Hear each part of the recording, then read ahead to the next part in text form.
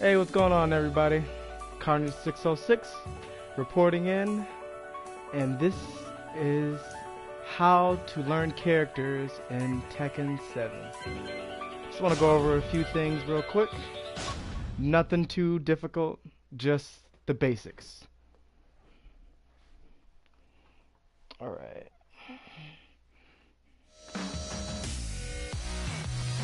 For me, I always like to start on the left, just because that's what you're just gonna get used to. You're always traditionally gonna start on the left side, but sometimes you will end up on the right. I always play on the right side because I know I just like the right side, and that's just how I play. But today we're gonna start off on the left, so like if you were just getting the game, start on the left. And I'm gonna use a character that I've been learning recently. So I'm learning in a sense, as well as you guys are learning. So see how this goes. Made a costume for him and everything. Let's go with this one. I made him look like Albert Wesker from the Resident Evil series. And who do we beat up? Beat up Jin.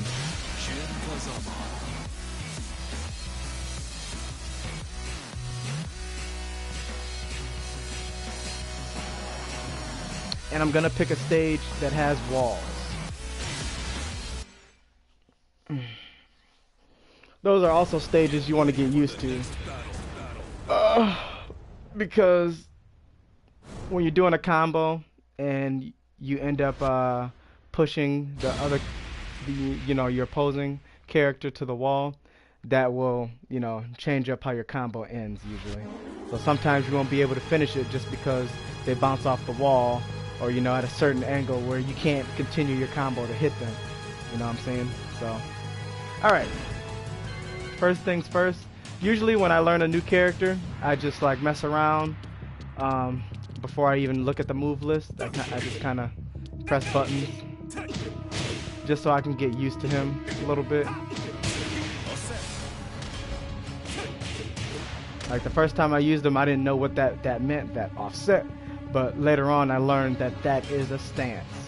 And that's something that we're going to go over in this video. Okay? Played around a little bit. Now let's go to the move list.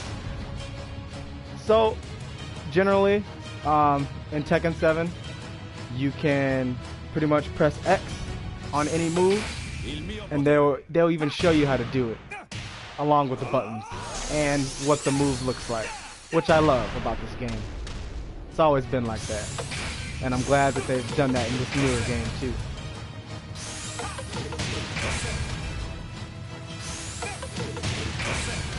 So this first move, this is the Rage Art. This is new to Tekken. It's pretty much if you've ever heard or played Street Fighter, think of it like a ultra combo finisher, in a sense.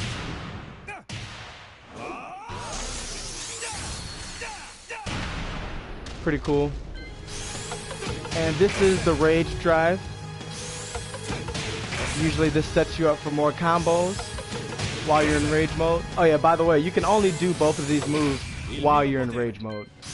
So the only time that your health bar will flash like that, red, is when you're in the danger mode. So, moving on. As you continue down the list, you see more combos. And then you notice this move. He says offset. His hand turns blue. That is a stance. And then you can see at the top it says must hit. So that means the last hit, has to directly hit your character for you to go into the stance. Now, if you pay attention to the top right of this look,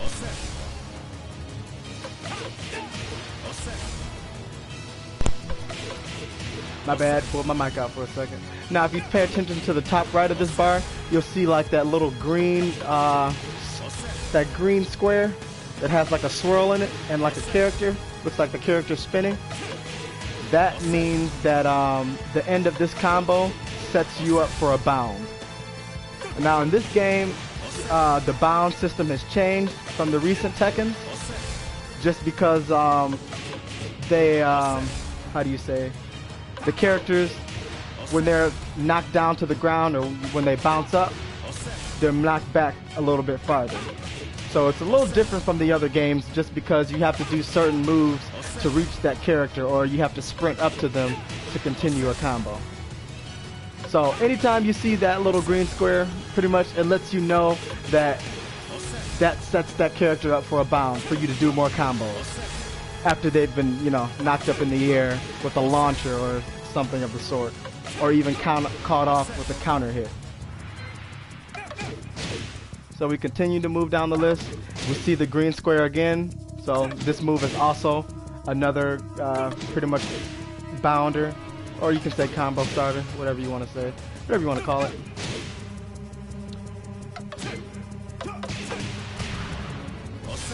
This move, all three moves have to hit, obviously for you to go into the stance, and you know, for the animation to continue to go through.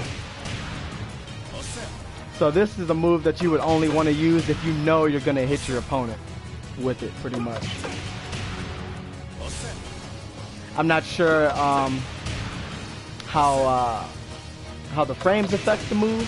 I'm not too big on frames yet, but I will start to learn them eventually, since I want to get really good at this game. But I'd say it's a semi-safe move.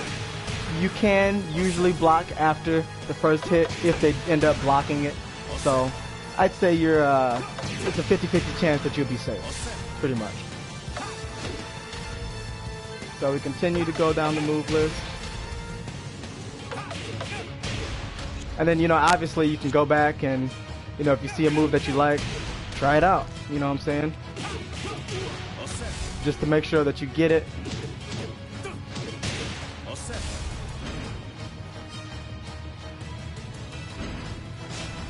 Continuing down the move list, you know. See, he has a bunch of moves that put him in that starburst stance. That's what it's called, starburst. And you notice that each hit, each combo string has to hit. At least the ending part has to hit for him to go into it. See, and this is another move that sets up the bound for more combos. You can see in the top right the little green square.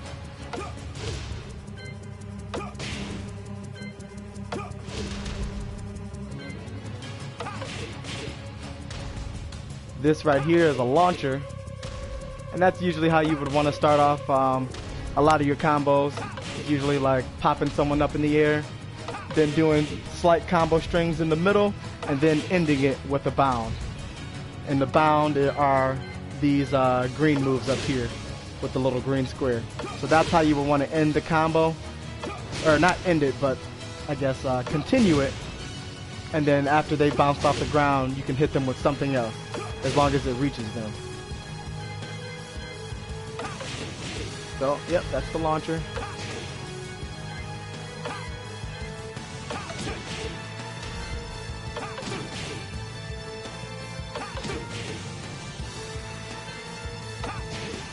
And as you can see, most of his attacks, he doesn't really have too long of, you know, attack strings, combo strings. Like, most of his strings, you know, they're like 3 hits at the most, until you get to the, you know, 10-hit combos and stuff like that. But his strings are pretty short.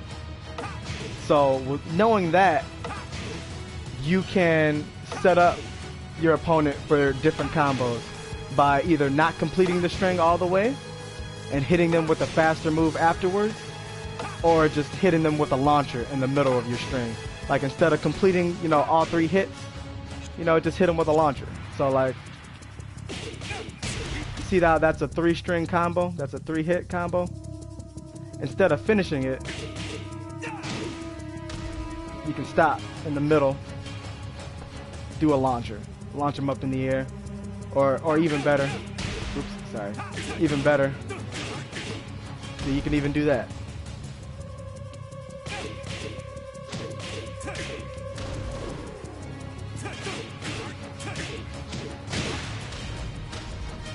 So that's what that would look like once you've completed the bound.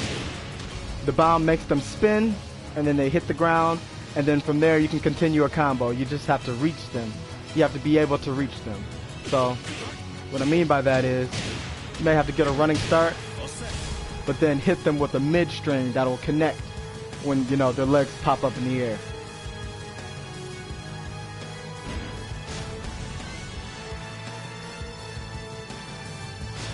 So pretty much this is what you would want to do as far as learning a new character.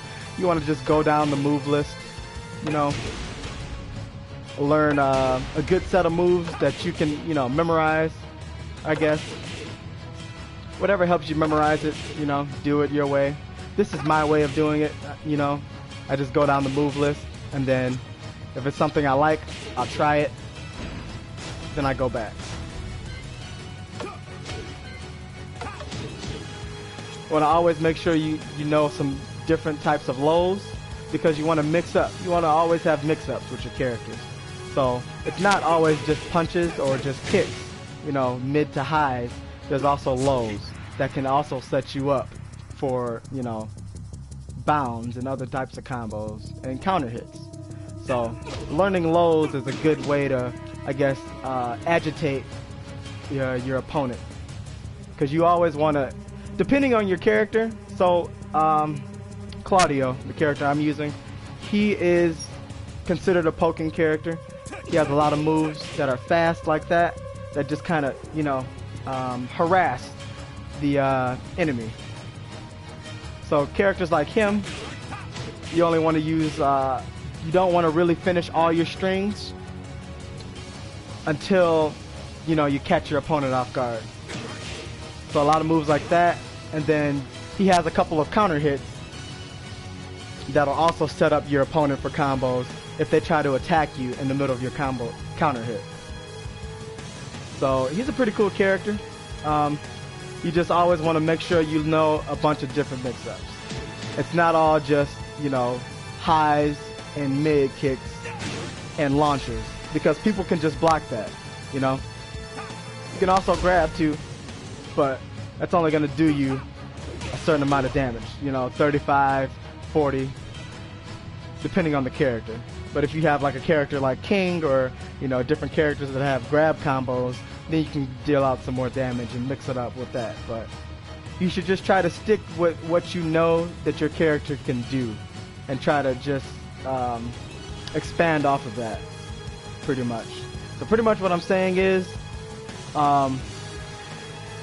abuse your character. Yes, abuse your character in a sense of learning what he can do, and just stick to that. Don't really try to change up too much of your strategy unless you have to, depending on who you're fighting. You know what I'm saying? Like if you notice someone's grabbing you a lot, start ducking more, or just get ready for, you know, the grab break, you know, to get ready to break the grab. But a lot of times you can just catch someone off guard just by ducking. They try to grab you, then you could do a rising attack and then set them up for a combo. So like so.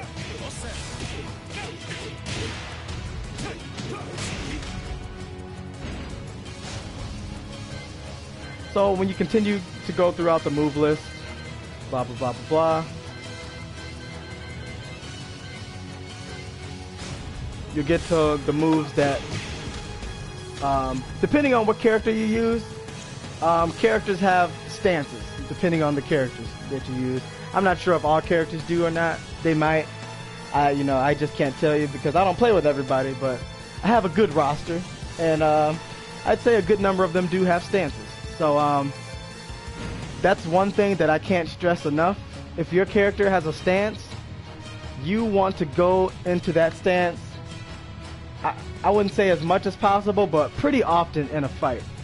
Just because from your stance, you have a lot of different mix-ups that you can do, and you can in turn deal more damage, usually is the case. But the main thing is catching your opponent off guard, doing things that they normally don't see, like from a computer through treasure mode, or, you know, treasure battle or whatever. If you go into your stance a lot more often online, you'll have a higher, chance of winning. Just because a lot of people don't see that. You know, people base, their knowledge off of a character based off of what they saw in, the arcade mode, the story mode, or, treasure battle, But when they're fighting online, they're only used to what they've fought before. So if you can just change up what you do just by going into your stance, going into your stance a lot more often than, a computer does, you'll come out on top most of the time. So you see he has a bunch of moves after he goes into the offset when his hand turns blue. Like a lot of combos. You'll notice that some of these moves are similar in his regular move list. They just extend longer. Or there's an extra button. And just know that you can only do these moves when he's in that stance. So you would always want to try to get into that stance so you can, deal more damage.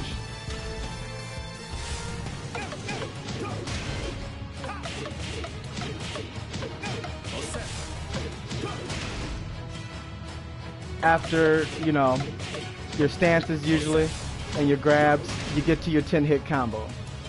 10-hit combo is also really nice to use just because a lot of people don't continue to block after a certain amount of, strings. If they notice you only have about, 2 or 3 strings at the most, like this character. So this is pretty nice to, I guess you could say, agitate or harass an enemy character. Just because it has a mix-up of lows, highs, and mids.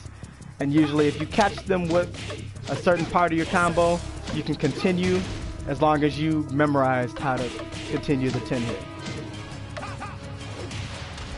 Going on to the grabs. Grabs are very helpful because a lot of people block, and that will loosen them up a little more. And depending on your strategy, if you make it seem like you're gonna grab, you can catch them off guard with a launcher. You know what I'm saying? Something that's gonna hit them while they're crouching. There's a bunch of different grabs. Grabs from the left side. Grab from the right side. Grab from behind.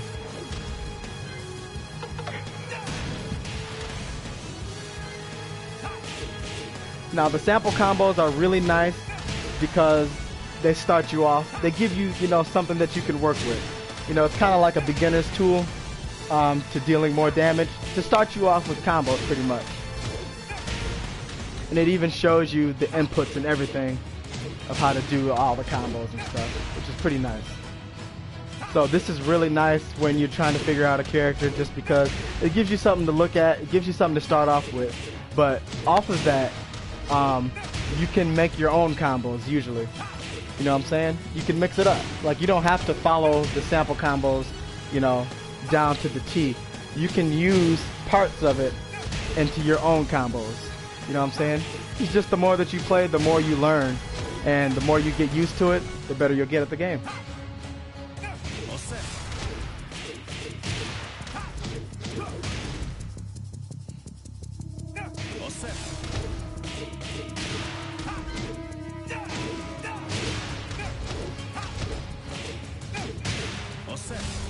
Pretty nice, right? Pretty nice.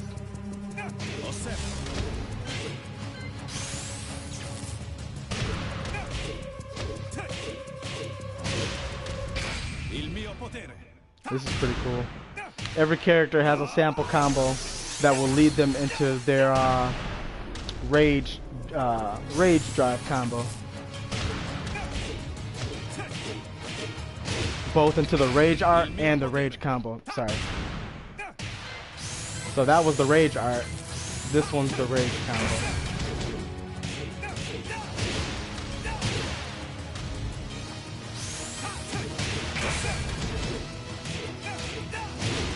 Pretty cool. Pretty cool. But yeah, that's pretty much how you would really want to learn a character. obviously going through the move list one by one, but I just tried to, give you a couple quick tips.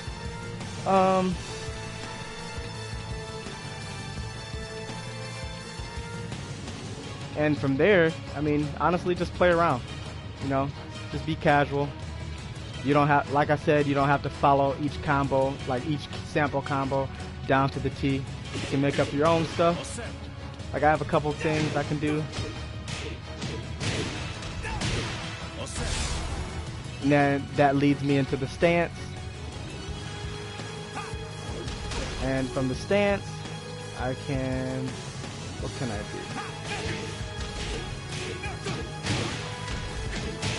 That. Back into the stance.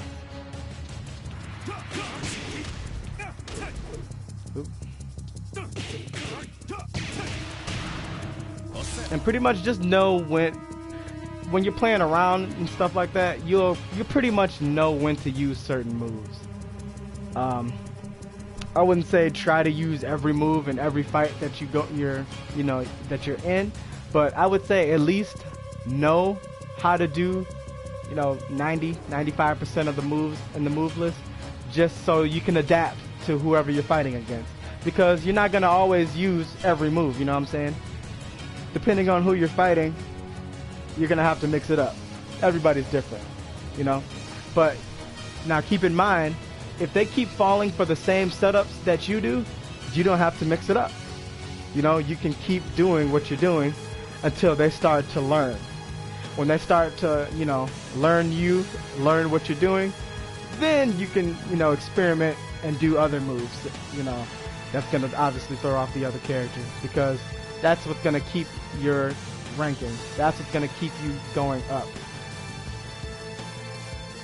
You only need to change your strategy if you notice that it's not working against your opponent.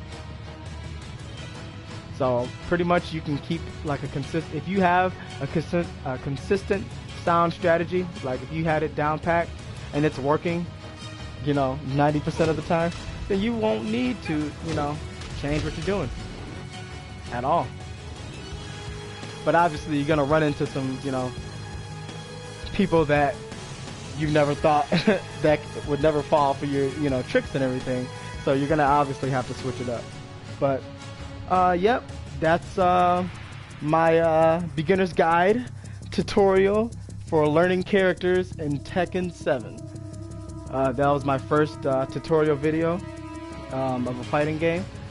And yeah, if you guys wanna stay posted, I'll keep you guys posted on future videos of epic lethal combos. Carnage 606 out.